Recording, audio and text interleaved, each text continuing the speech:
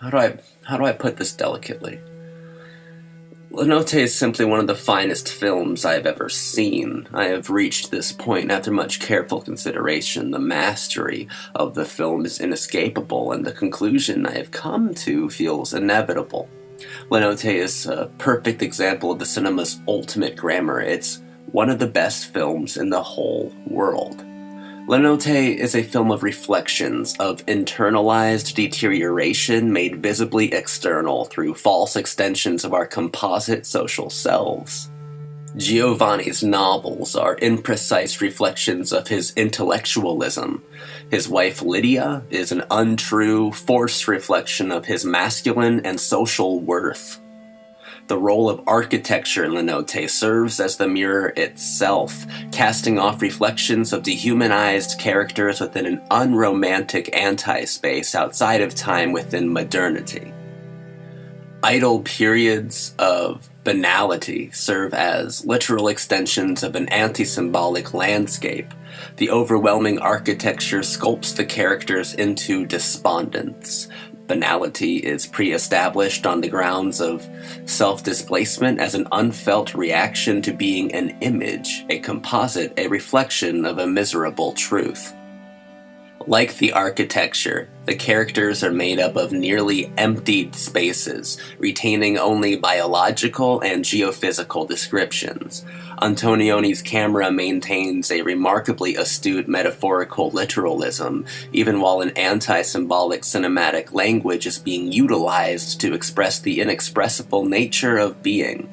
It is this anti-symbolic, wholly meaningful and expressive technical display that sets Notte apart from basically every other film ever made. The film's grammar is simply better than any other. The language Antonioni employs is daring, complex, rich, rewarding, and multifaceted, anti-symbolic but populated with poetic meaning, creating within Notte a multiplex color prism in the name of the socially dispossessed.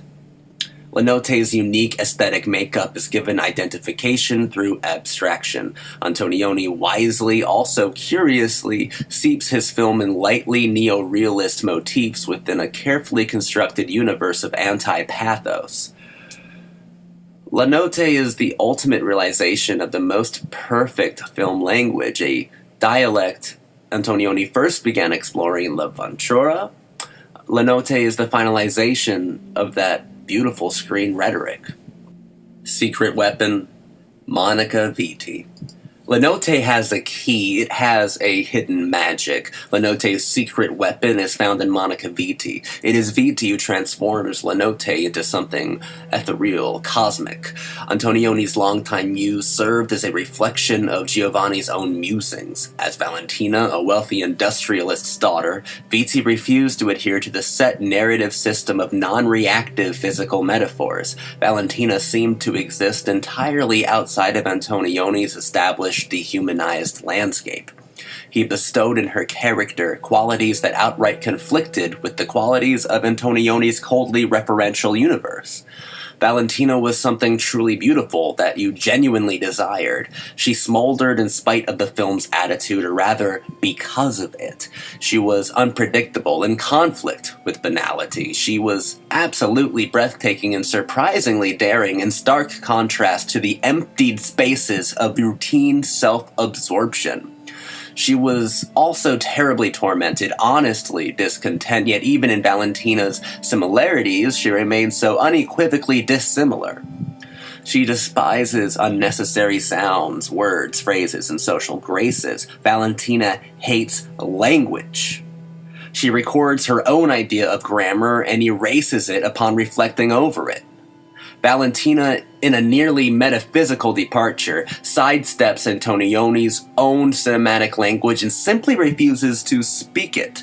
Notte is a film of reflections, and every time Valentina sees hers, it disturbs her to no end, and she immediately discards its value.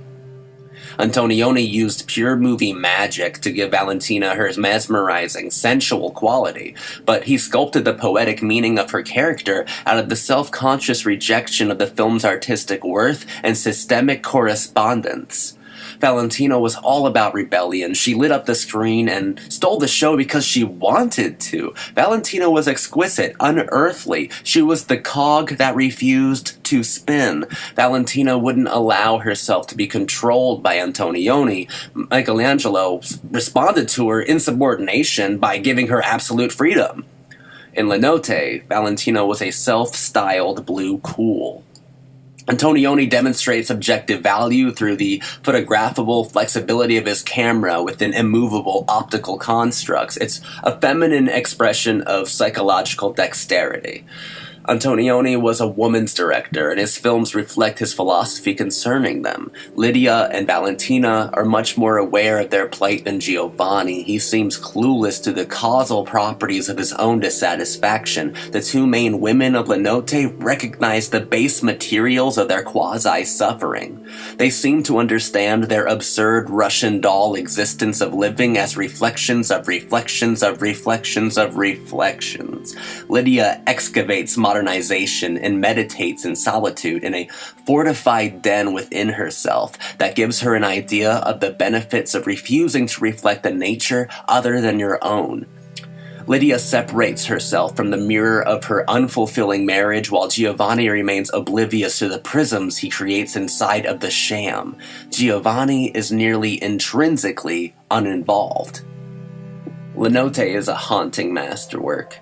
It thrills me beyond belief. It is just about the ultimate art house film. It has consumed me. Michelangelo Antonioni speaks to me like no other artist, really. I do feel like I